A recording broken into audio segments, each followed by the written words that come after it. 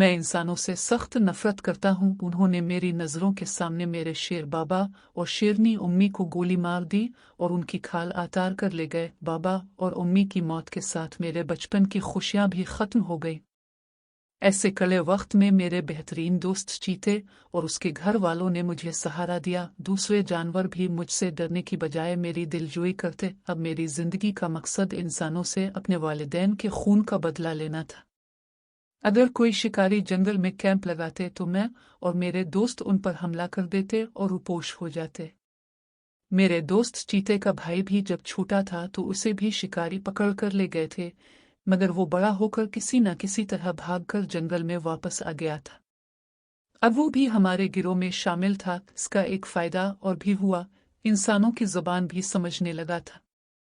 इस तरह जब शिकारी हमें पकड़ने का कोई मंसूबा बना रहे होते तो वो छपकर सुन लेता और हमें आगाह कर दिया करता। कुछ अरसे बाद एक उधेड़ उम्र बावकार सा आदमी अपने घर वालों के साथ जंगल में आया। वो एक बड़ी और मजबूत गाड़ी में आए थे। इस आदमी के साथ उसकी बीवी, एक नौजवान लड़का और एक छोटी बच्ची थी।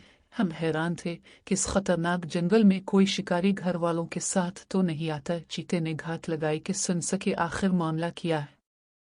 अंधेरा सर पर था। वो आदमी और औरत गाड़ी से बाहर खड़े बातें कर रहे थे।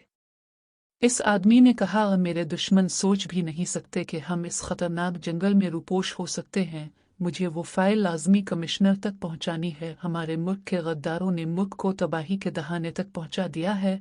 मैं सुबह ही महफूज रास्ते से रवाना हो जाऊंगा। औरत बहुत परेशान लग रही थी। बोली, मुझे बहुत खौफ आ रहा है। सुना है ये जंगल खौफनाक दरिंदों से भरा पड़ा है। अगर उन्होंने हम पर हमला कर दिया तो। आदमी ने इसे तसल्ली दी, फिक्र मत करो, बस दुआ करो। वैसे भी अपनी गाड़ी बहुत मजबूत और शीशे बुलेट प्रूफ हैं। अगर दरिंदे आ भी गए तो सिर्फ धुएं वाला शेल इस्तेमाल करना, बस वो भाग जाएंगे। इन बेज़ुबान जानवरों पर कोई हथियार इस्तेमाल मत करना। वो दोनों गाड़ी के अंदर चले गए। चीते ने हमें उनकी पूरी गुफ्तगू से आगाह कर दिया। मैं सोच में पड़ गया कि इंसान भी कोई अच्छा काम कर सकते हैं, क्योंकि अब तक मैंने इंसानों का जालिम रूप ही देखा था, मगर ये आदमी अपनी और अपनी बीवी बच्चों की जान खतरे में डालकर भी जानवरों की भलाई की बात कर रहा है।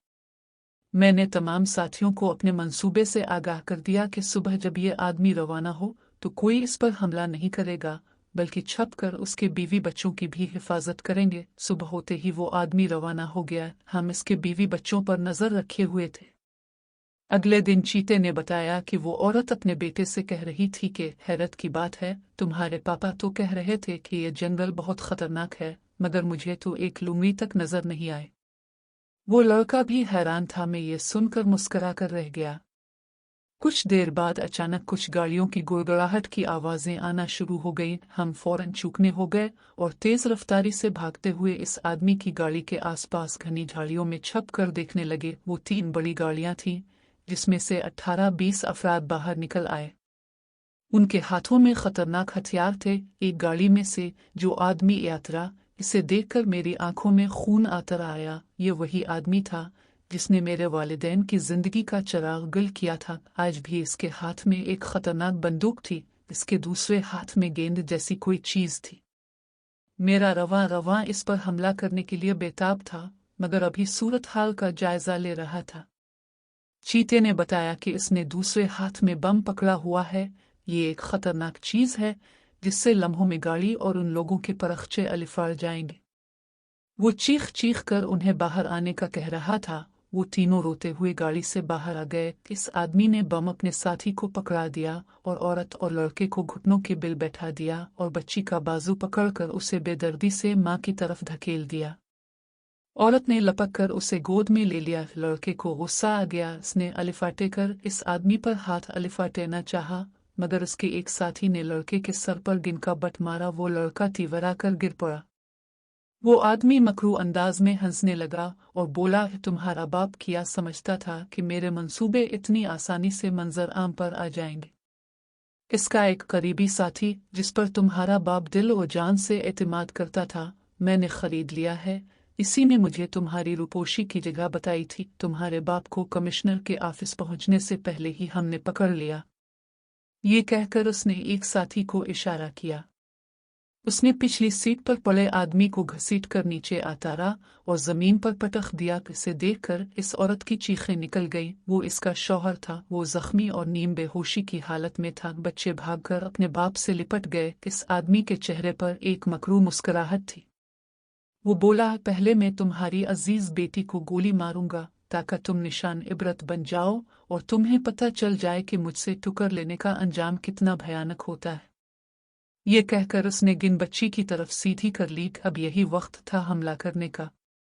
मैंने एक जोरदार धाड़ मारी। मेरे तमाम साथियों ने बैक वक्त उन जालिम लोगों पर हमला कर दिया। उन्हें अपनी गिने सीधी करने का भी मौका नहीं मिला। वो आदमी और उसके बीवी बच्चे हैरत से ये मंजर देख रहे थे कि कोई दरिंदा उनकी तरफ देख भी नहीं रहा है।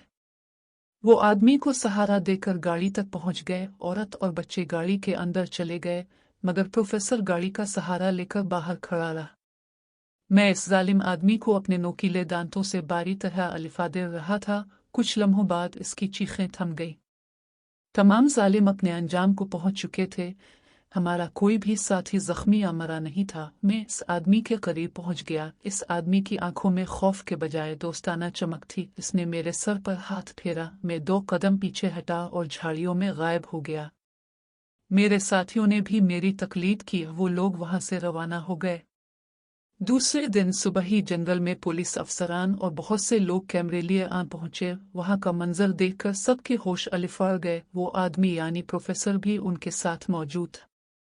इसकी हालत बेहतर लग रही थी। इसने सब माजरा पुलिस वालों को सुनाया, जिसे सुनकर सब हैरान थे। इसने मीडिया वालों को बताया, ये लाशें देखकर आप खुद ही सोच सकते हैं कि इन दरिंदों का मकसद इन जालिम लोगों का खात्मा करना था, वरना वो अब तक उन्हें खा चुके होते।